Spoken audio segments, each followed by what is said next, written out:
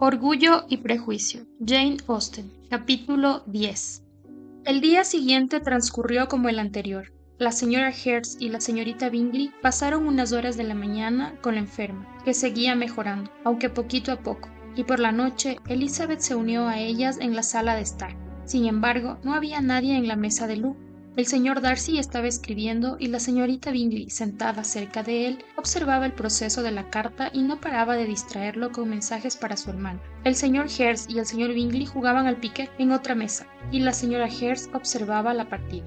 Elizabeth se ocupó en una labor de bordado y se divirtió bastante atendiendo a lo que sucedía entre Darcy y su compañera. Las continuas alabanzas de la mujer a su buena caligrafía, a la seguridad de las líneas o a la longitud de la carta, y la total indiferencia con que eran recibidas componían un curioso diálogo que ilustraba con precisión la idea que se había formado de ambos. ¿Qué alegría se va a llevar la señorita Darcy cuando reciba la carta? Él no respondió. Escribe usted a una velocidad inusitada. Se equivoca, escribo muy despacio. ¿Cuántas cartas escribirá a lo largo del año? Y cartas de negocios también. Ah, debe de ser muy tedioso escribirlas. Entonces, alégrese de que esa tarea me corresponda a mí y no a usted. Le ruego que le diga a su hermana que tengo muchas ganas de verla. Ya se lo he dicho una vez, tal como me lo pidió. Me da la impresión de que no le gusta esa pluma. Déjeme afilársela. Se me da muy bien afilar plumas. Gracias, pero siempre me las afilo yo. ¿Cómo se las arregla para tener esa letra tan regular? Él no dijo nada. Diga a su hermana que me alegro mucho de saber que ha hecho grandes progresos con el arpa, y comuníquele, se lo ruego, que me entusiasma el precioso dibujito que ha hecho para decorar la mesa, y que me parece infinitamente superior al de la señorita Granbury. ¿Me permite dejar esas alabanzas para la próxima carta que le escriba? Ya no queda espacio suficiente para hacerlo como es debido. Oh, no tiene importancia, la veré en enero. Pero siempre escribe cartas tan encantadoras y largas a su hermana, señor Darcy. Por lo general son largas, pero no soy quien para decir si son encantadoras. A mi modo de ver, la persona que es capaz de escribir una carta larga con facilidad no puede escribir mal. Eso no cuela como halago para Darcy, Caroline, protestó su hermano, porque no escribe con facilidad, usa demasiadas palabras largas. ¿No es así, Darcy? Mi estilo es muy diferente del tuyo. Ah, exclamó la señorita Bingley. Charles escribe con un descuido total. Se deja en el tintero la mitad de las palabras y las demás las llena de borrones. Pienso tan deprisa que no me da tiempo de expresarlo todo, y por ese motivo a veces mis cartas no transmiten ninguna idea a mis corresponsales. Señor Bingley, dijo Elizabeth, tanta humildad desarma a cualquiera. Nada más engañoso, dijo Darcy, que aparentar humildad. A menudo no es más que opinar por opinar y a veces una forma indirecta de jactarse. ¿Y cuál de las dos te parece esta última muestra de humildad? Una forma indirecta de jactarte, porque en realidad te enorgulleces de tus defectos de escritura, pues los consideras producto de un pensamiento rápido y de una ejecución descuidada, que, aunque no sean muy recomendables, te parecen al menos interesantes. Quien hace las cosas con rapidez siempre se enorgullece de ello y por lo general no presta atención a las imperfecciones de la ejecución. Esta mañana, cuando le dijiste a la señorita Bennet que si alguna vez decidieras irte de Netherfield desaparecerías en 5 minutos, fue por alabarte a ti mismo, como si fuera algo meritorio. Pero, ¿qué tiene de loable precipitarse dejando asuntos por resolver y sin ganar ninguna ventaja para ti ni para nadie? Ah, exclamó Bingley.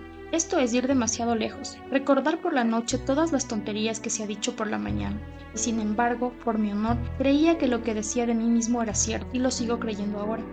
Por lo tanto, al menos no presumía de precipitarme innecesariamente solo para lucirme ante las damas. Lo creería sí, pero no estoy nada seguro de que pudieras irte con tanta rapidez. Lo que hicieras dependería tanto de las circunstancias como en el caso de cualquier otra persona. Y si en el momento de montar el caballo un amigo te dijera, Bingley, es mucho mejor que te quedes hasta la semana que viene, seguramente le harías caso, seguramente te quedarías, y con 2 palabras más podrías quedarte hasta un mes. Eso solo demuestra, terció Elizabeth, que el señor Bingley no se hizo justicia a sí mismo. Usted lo ha enaltecido mucho más. Le agradezco infinitamente, dijo Bingley, que haya convertido lo que dice mi amigo en una alabanza a mi buen talante, pero me temo que le ha dado a usted un giro que mi amigo no se imaginaba, porque le aseguro que le parecería muy loable que, en semejante circunstancia, me negara en redondo y me fuera lo más rápido posible. Entonces, el señor Darcy debería pensar que lo irreflexivo de su primer propósito quedaría disculpado por su empeño en llevarlo a cabo. Juro que soy incapaz de explicárselo con precisión, que lo diga el propio Darcy. Espera usted que justifique unas opiniones que me atribuye gratuitamente, pero que yo no he manifestado. No obstante, atendiéndonos a su interpretación del caso, tenga en cuenta, señorita Bennet, que el amigo que le pide que se quede en casa y que retrase su propósito solo expresa un deseo, sin reforzarlo con ningún argumento convincente. Usted no considera meritorio dejarse persuadir con facilidad por un amigo. Dejarse persuadir sin convicción no habla en favor del entendimiento entre ambos. Señor Darcy, me da la impresión de que no deja lugar a la influencia de la amistad y el afecto. La consideración por el amigo que se lo pide suele predisponer a complacerlo sin necesidad de argumentos que lo justifiquen. No me refiero en particular al caso que usted ha puesto de ejemplo con el señor Bingley.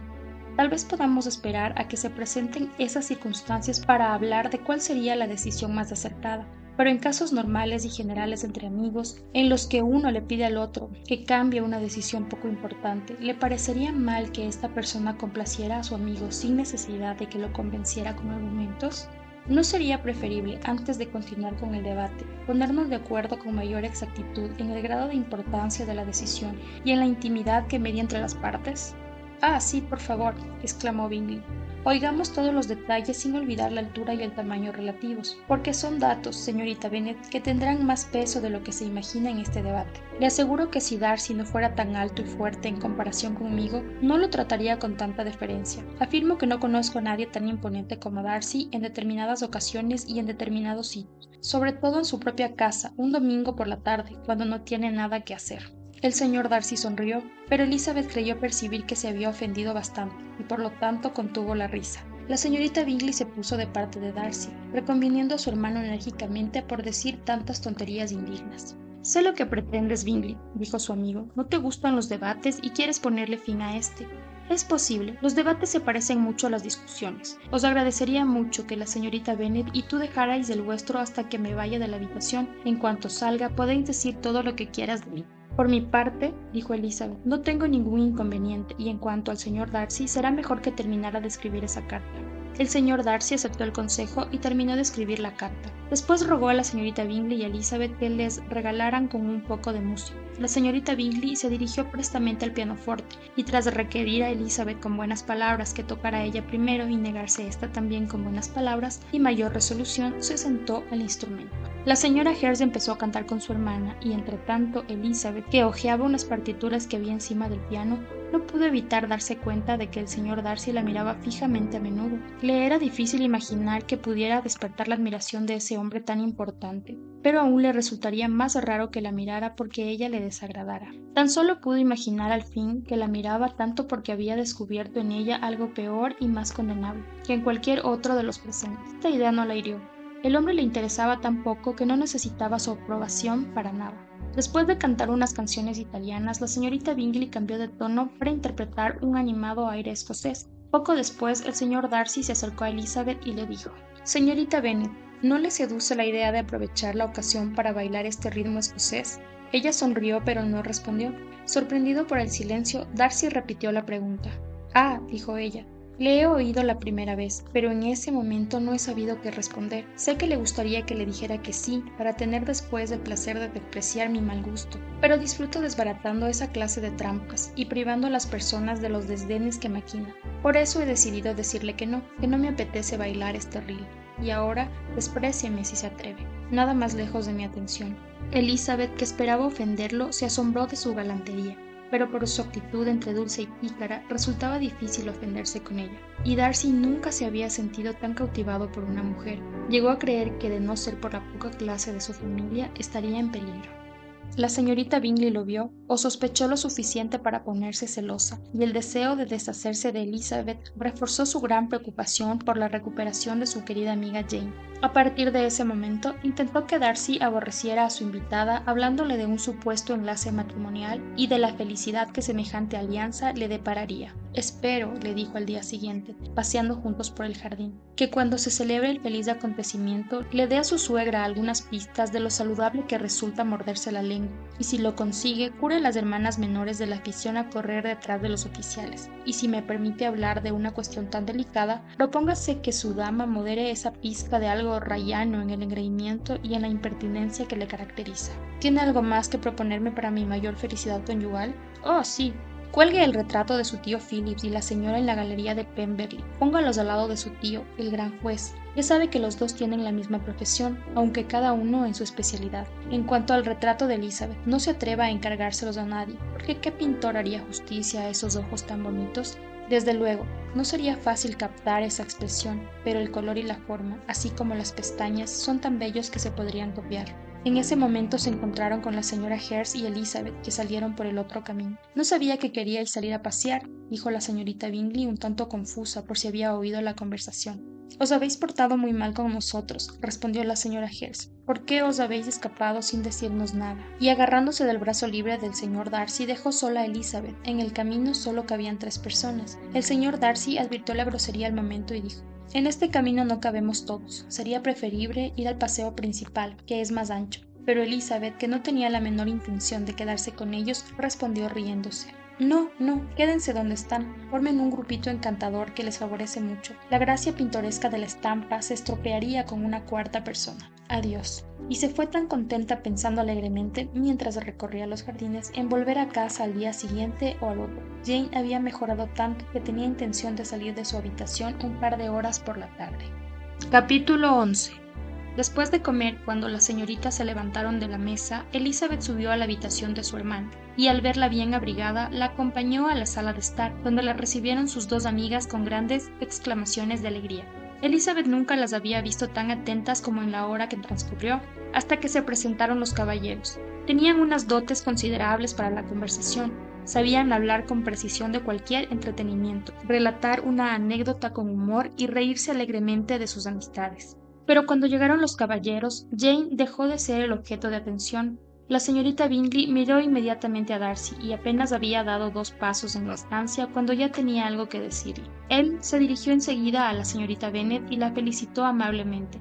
El señor Hurst también le dedicó una leve inclinación de cabeza y dijo que se alegraba mucho, pero en comparación, el saludo de Bingley brilló por su expresividad y su calidez. Se deshizo con ella en alegría y atenciones. Pasó la primera media hora alimentando la chimenea para que Jane no se enfriara al haber cambiado de habitación, y le pidió que se sentara en el otro lado del fuego para estar más lejos de la puerta. Después él se sentó a su lado y apenas dirigió la palabra a los demás. Elizabeth, que bordaba en la esquina de enfrente, lo vio todo con gran regocijo. Después del té, el señor Hurst recordó a su cuñada la mesa de juego, pero fue en vano. Ella se había enterado de que el señor Darcy no quería jugar a las cartas, y el señor Hurst enseguida vio rechazada su petición directa. La señorita Bingley le aseguró que nadie tenía ganas de jugar, y el silencio de los demás justificó sus palabras. Así pues, lo único que pudo hacer el señor Hurst fue tumbarse en el sofá a echar una cabezada. Darcy tomó un libro, la señorita Bingley también, y la señora Hurst, ocupada sobre todo en el juguetear con sus anillos y pulseras, intervenía de vez en cuando en la conversación de su hermano con la señorita Bennet. La señorita Bingley repartía su atención sobre todo entre observar el progreso del señor Darcy con su libro y leer el suyo, y no paraba de hacer preguntas ni de mirar la página de él, pero no logró entablar una conversación con él, que se limitaba a responder a sus preguntas y a seguir leyendo. Al cabo de un rato, agotada de intentar entretenerse con el libro, que solo había elegido porque era la segunda parte del que leía él, bostezó ostentosamente y dijo: «¡Qué manera tan agradable de pasar la velada! La verdad es que no hay mejor entretenimiento que la lectura. Uno se cansa mucho antes de cualquier cosa que de un libro. Cuando tenga mi propia casa, seré muy desgraciada si no cuento con una biblioteca excelente». Nadie respondió. Entonces volvió a bostezar, dejó el libro a un lado y echó un vistazo a la habitación en busca de alguna distracción. Cuando oyó a su hermano decir algo de un baile a la señorita Bennet, de pronto se volvió hacia él diciendo: «Por cierto, Charles, ¿de verdad piensas organizar un baile en Netherfield? Te aconsejaría que, antes de tomar una decisión, consultes a los presentes. O mucho me equivoco, o para algunos de nosotros sería más un castigo que un placer». «Si te refieres a Darcy», respondió su hermano, «puede irse a la cama si lo prefiere, antes de que empiece. Pero en cuanto al baile, lo tengo decidido, y mandaré las invitaciones tan pronto como Nichols haga suficiente ropa blanca». «Los bailes me gustarían mucho más», replicó ella, «si se organizaran de otra forma, pero el proceso normal de esas fiestas me resulta insufriblemente tedioso. Sin duda sería mucho más racional que el orden del día consistiera en conversar en vez de bailar». «Mucho más racional, mi querida Caroline, eso seguro, pero entonces no sería realmente un baile». La señorita Bingley no respondió, y poco después se levantó y empezó a pasear por la habitación. Tenía una figura elegante y andaba con donaire, pero Darcy, a quien iba dedicada la exhibición, seguía enfrascado en la lectura. Desesperada, resolvió hacer otro esfuerzo, y dirigiéndose a Elizabeth le dijo: «Señorita Eliza Bennet, permítame convencerle de seguir mi ejemplo. Vamos a dar una vuelta por la habitación. Verá lo refrescante que resulta, después de estar tanto tiempo sentada en la misma postura». A Elizabeth le sorprendió, pero aceptó al momento. Con la misma inmediatez, la señorita Bingley logró el verdadero objetivo de la invitación. El señor Darcy levantó la cabeza. Estaba tan asombrado de la novedosa atención como la propia Elizabeth, y sin darse cuenta cerró el libro. Al instante lo animaron a acompañarlas, pero no aceptó, porque dijo, solo se le ocurrían dos motivos que justificaran el deseo de pasear juntas por la sala, y fuera cual fuera, él sería un estorbo. ¿A qué se referirá? La señorita Bingley se moría por saber a qué podía referirse y preguntó a Elizabeth si ella lo entendía. No, en absoluto, respondió, pero seguro que es con la intención de censurarnos severamente, y la mejor forma de decepcionarlo será no preguntarle nada.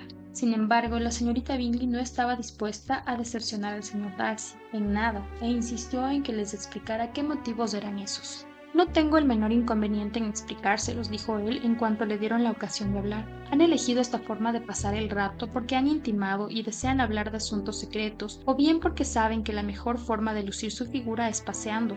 En el primer caso yo estaría de más, en el segundo puedo admirarlas mucho mejor sentado junto al fuego. «Oh, qué descaro», exclamó la señorita Bingley. Jamás había oído nada tan abominable. ¿Cómo lo castigamos por semejantes palabras? Muy fácil, si tiene alguna intención de hacerlo, dijo Elizabeth. Todos sabemos mortificarnos y castigarnos unos a otros. Búrlese, ríase de él. Son ustedes amigos íntimos, seguro que sabe cómo hacerlo.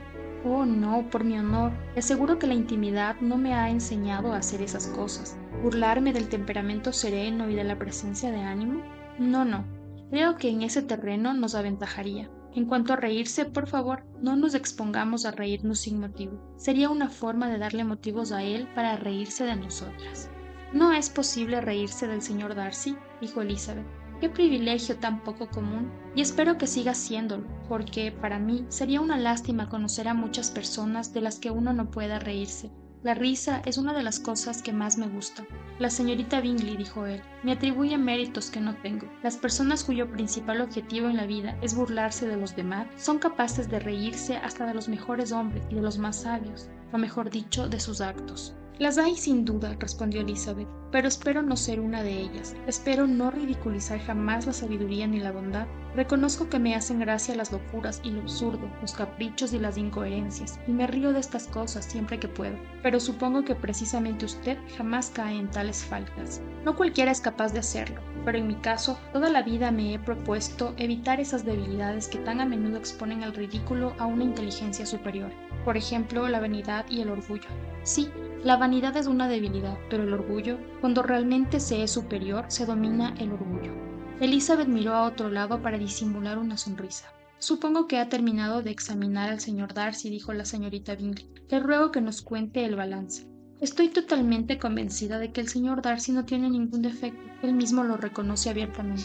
«No», dijo Darcy, «nada más lejos de mi intención. Tengo bastantes defectos, pero no relacionados con la inteligencia, espero. De mi carácter no respondo. Creo que soy muy inflexible, o al menos muy poco flexible para lo que acomoda al mundo. No se me olvidan las locuras ni los vicios ajenos tan pronto como sería deseable, ni las ofensas que pueden hacerme. No me conmuevo fácilmente cuando alguien lo intenta. Podría decirse que soy un resentido.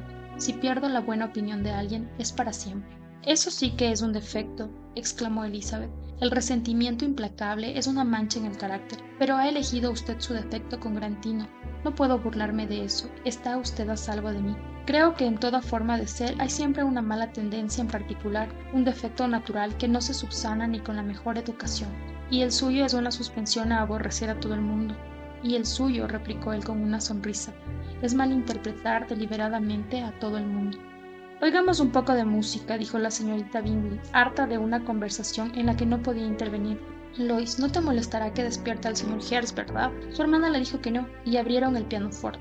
Darcy, después de unos momentos de reflexión, no lo lamentó. Empezaba a notar el peligro de prestar demasiada atención a Elizabeth.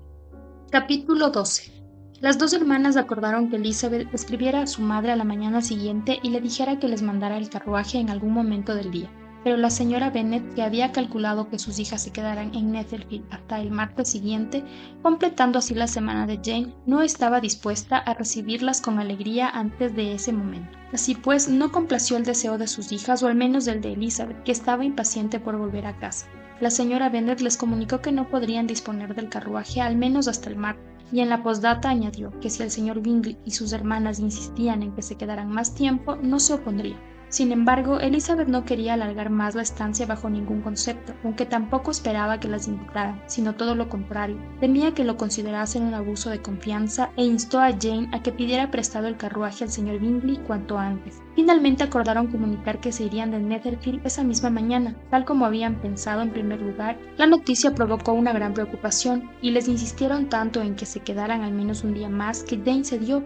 Pospusieron el viaje hasta la mañana siguiente, pero la señorita Bingley lamentó haberla convencido, porque los celos y el rechazo que le producía una de las hermanas eran mucho mayores que el afecto que le inspiraba la otra. El señor de la casa lamentó sinceramente que se fueran tan pronto, e intentó persuadir varias veces a la señorita Bennet de que por su salud debía esperar un poco más, al menos hasta estar completamente repuesta, pero Jane sabía mantenerse firme cuando estaba segura de algo.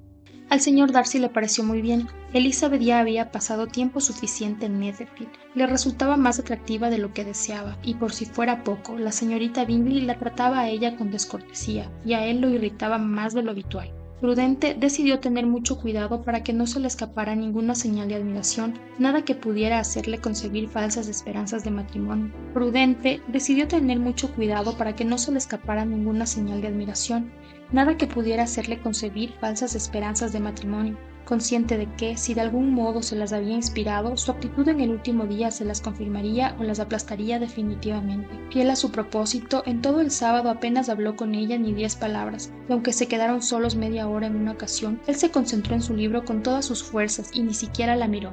La despedida, tan apetecida por casi todos, tuvo lugar el domingo, después del servicio religioso de la mañana. La señorita Bingley enseguida volvió a mostrarse cortés con Elizabeth y muy afectuosa con Jane, y cuando se separaron, después de insistir en lo mucho que le agradaría volver a ver a esta en Longbourn o en Netherfield y de abrazarla con toda su ternura, incluso le dio un apretón de manos a la primera, Elizabeth se despidió de todos con gran alegría. En casa, su madre no la recibió muy cordialmente. La señora Bennet no entendía que hubieran vuelto, las regañó por haber dado tantas molestias a sus anfitriones y dijo que estaba segura de que Jane volvería a resfriarse.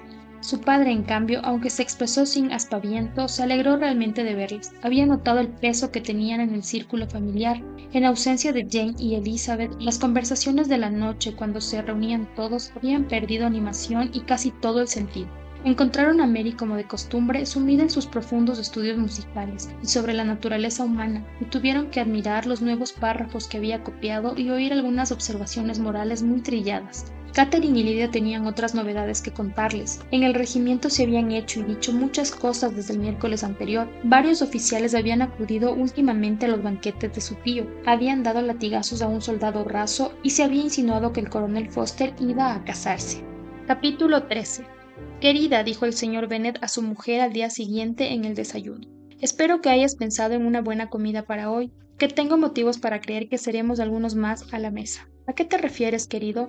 No sé de nadie que vaya a venir, estoy segura, a menos que se presenten Charlotte Lucas, y espero que mis comidas le parezcan buenas. No creo que en su casa se coma como aquí. La persona a la que me refiero es un caballero desconocido. ¿Un caballero desconocido?, replicó la señora Bennet con los ojos brillantes. Seguro que es el señor Bingley. Vaya, Jane, no me habías dicho ni media palabra. ¡Qué pillina eres! En fin, me alegraré mucho de ver al señor Bingley. Pero, ¡ay, señor, qué mala suerte! Hoy no se puede comprar pescado. Lidia, cariño, toca la campanilla. Tengo que hablar con Hill ahora mismo. No se trata del señor Bingley, dijo su marido, sino de una persona a la que no he visto en toda mi vida. Estas palabras causaron un asombro general, y el señor Bennet tuvo el placer de que lo interrogaran su mujer y sus 5 hijas, todas a la vez. Después de divertirse un rato a costa de su curiosidad, les contó lo siguiente. Hará un mes que recibí esta carta, a la que respondí hará unos 15 días, porque me pareció un asunto que requería cierta delicadeza y una atención inmediata. Es de mi primo, el señor Collins, que cuando yo muera podrá echaros de casa tan pronto como lo desee. ¡Ay, por Dios!, exclamó su mujer. No soporto que me hables de ese asunto. Por favor, no me hables de ese hombre tan aborrecible. Que vayan a arrebatar a tus propias hijas la casa y las tierras es lo peor que puede suceder, y te aseguro que yo en tu lugar habría intentado hacer algo al respecto hace mucho tiempo. Jane y Elizabeth intentaron explicarle cómo funcionaban las herencias. No era la primera vez, pero se trataba de una cuestión que la señora Bennet no alcanzaba a comprender, y siguió lamentándose amargamente de lo cruel que era privar de la hacienda a una familia con 5 hijas en favor de un hombre por el que nadie tenía el menor interés. Es una verdadera iniquidad, desde luego, dijo el señor Bennet, y el señor Collins no tiene perdón por ser el heredero de Longbourn, pero es posible que cuando te lea esta carta su forma de expresarte te tranquilice un poco. No, te aseguro que no, y me parece una impertinencia que te haya escrito el muy hipócrita. No soporto a esa clase de falsos amigos. ¿Por qué no ha seguido litigando contigo como hizo su padre? Sí, claro. Parece que ha tenido algunos escrúpulos filiales con esta cuestión, como verás ahora. Hansford, cerca de Westerham, Kent, a 15 de octubre. Apreciado señor, el desacuerdo existente entre usted y mi difunto y honorable padre siempre me produjo una gran inquietud, y puesto que he tenido la desgracia de perderlo, he deseado a menudo cerrar esta herida. Sin embargo, me lo han impedido mis propias dudas, pues temía que pudiera ser una falta de respeto a su memoria, llegar a un acuerdo amistoso con cualquier persona de la que él hubiera preferido discrepar. Ahí lo tiene, señora Bennet. No obstante, he tomado una decisión, porque después de ordenarme de sacerdote en Pascua, he tenido la inmensa fortuna de recibir la protección expresa de la excelentísima Lady Catherine de Bourgh, viuda de Sir Lewis de Bourgh, por cuya bondad y generosidad he sido nombrado rector de esta parroquia, en la que pondré todo mi empeño y dedicación para servir humildemente con respeto y agradecimiento a su excelencia, estando siempre dispuesto a oficiar los ritos y ceremonias instituidos por la Iglesia de Inglaterra. Por otra parte, como clérigo, me creo en el deber de promover y establecer el don de la paz entre todas las familias, hasta donde alcance mi influencia, y sobre estas bases considero muy loable mi presente oferta de buena voluntad, por lo que espero les sea posible aceptar la rama de olivo que le tiendo, pasando por alto la circunstancia de ser yo, por derecho, el siguiente heredero de la hacienda de Longbourn. No puedo por menos que preocuparme por el hecho de ser el instrumento que cause daño a sus amables hijas, y le ruego me disculpe por ello, al tiempo que afirma mi disposición a compensarlas por ello. Pero eso lo trataremos más adelante. Si no tiene inconvenientes en recibirme en su casa, me propongo tener el placer de visitarlo a usted y a su familia el lunes 18 de noviembre, hacia las 4 de la tarde, y probablemente abusar de su hospitalidad hasta el sábado de la semana siguiente, porque Lady Catherine no se opone a que me ausente un domingo, siempre y cuando haya otro clérigo dispuesto a cumplir con los oficios del día. Quedo, apreciado señor, a su entera disposición, con mis mejores deseos para usted, su señora y sus hijas. Su amigo William Collins. Por lo tanto, este caballero hacedor de paz, dijo el señor Bennet mientras doblaba la carta, llegará sobre las 4. A fe mía parece ser un joven de lo más concienzudo y amable, y seguro que será una persona digna de conocer, sobre todo si Lady Catherine es tan indulgente que le permite venir a vernos. De todos modos, lo que dice de las niñas tiene cierto sentido. Si está dispuesto a compensarlas de alguna forma, no seré yo quien le lleve la contraria. Aunque no es fácil adivinar qué clase de compensación cree que merecemos, dijo Jane. La intención de hacerlo habla a su favor. A Elizabeth le asombró sobre todo la extraordinaria deferencia que mostraba con Lady Catherine y la bondadosa disposición a bautizar, casar y enterrar a sus parroquianos siempre que fuera necesario. Debe de ser un hombre extraño, me parece a mí, dijo. No me lo imagino. Tiene un estilo muy pomposo. ¿Y por qué se disculpará por ser el heredero por derecho? Seguro que no renunciaría aunque pudiera. ¿Será una persona juiciosa, padre? No, querida, no lo creo. Tengo grandes esperanzas de que resulte ser todo lo contrario. Encuentro en su carta una mezcla de servilismo y prepotencia que promete mucho. Estoy impaciente por conocerlo. En cuanto a la redacción, dijo Mary, yo no le encuentro defectos. Aunque la idea de la rama de olivo no sea original, me parece que está bien empleada. Catherine y Lidia no tenían el menor interés en la carta ni en su autor. Era prácticamente imposible que su primo se presentara ataviado con una casaca roja, y ya hacía semanas que tenían el placer de relacionarse socialmente solo con hombres vestidos de ese color. En cuanto a su madre, la carta del señor Collins despejó el encono inicial y se preparó para recibirlo con cierta compostura, cosa que asombró a su marido y a sus hijas. El señor Collins fue puntual a la cita y la familia entera lo recibió muy cortésmente. El señor Bennet habló poco, pero las mujeres estaban muy dispuestas y el señor Collins no parecía necesitar que lo animaran ni preferir guardar silencio. Era un hombre alto y fornido de 25 años, tenía una actitud seria e imponente y unos modales muy formales. Poco después de sentarse, felicitó a la señora Bennet por tener una familia de hijas tan cumplidas, porque había oído hablar mucho de su belleza, pero que, en ese caso, la fama se había quedado muy corta. Añadió que no dudaba de que con el tiempo las vería a todas muy bien casadas. Esta alabanza no gustó mucho a algunas de ellas, pero la señora Bennet, que no se andaba con rodeos, respondió enseguida. Es usted muy amable, señor, estoy segura, y deseo con todo el alma que se cumpla lo que ha dicho. De lo contrario, se quedarían en una situación nada ventajosa. Las cosas están dispuestas de una forma muy extraña. Tal vez se refiere usted a la herencia de la hacienda. Ah, sí, sin duda. Reconocerá que es un asunto muy penoso para mis pobres hijas. No es que le eche a usted la culpa, porque sé que estas cosas funcionan así en el mundo. Nunca se sabe qué puede suceder con una hacienda desde el momento en que se hereda. Comprendo perfectamente, señora, las dificultades que se les presentarán a mis agraciadas primas, y podría decir muchas cosas al respecto, pero no deseo dar la impresión de parecer demasiado directo y precipitado, aunque le aseguro que he venido dispuesto a admirar a estas jóvenes señoritas. No voy a decir nada más de momento, pero tal vez cuando nos conozcamos un poco mejor. Los interrumpió el anuncio de la comida, y las hermanas sonrieron entre sí. No eran los únicos objetos de admiración del señor Collins. Admiró también y alabó el vestíbulo, el comedor y el mobiliario. Derrochó elogios por cada cosa, y esto habría complacido mucho a la señora Bennet si no hubiera estado pensando en que el hombre lo veía ya como suyo. Asimismo admiró mucho la cena y preguntó a cuál de sus agraciadas primas se debía tan buena mano en la cocina, pero la señora Bennet lo puso en su sitio respondiendo con cierta aspereza que podían permitirse holgadamente disponer de los servicios de una cocinera y que sus hijas no tenían nada que hacer en la cocina. Él se disculpó por haberla disgustado, y la señora Bennet, en un tono más suave, le aseguró que no la había ofendido, pero él siguió disculpándose 15 minutos más.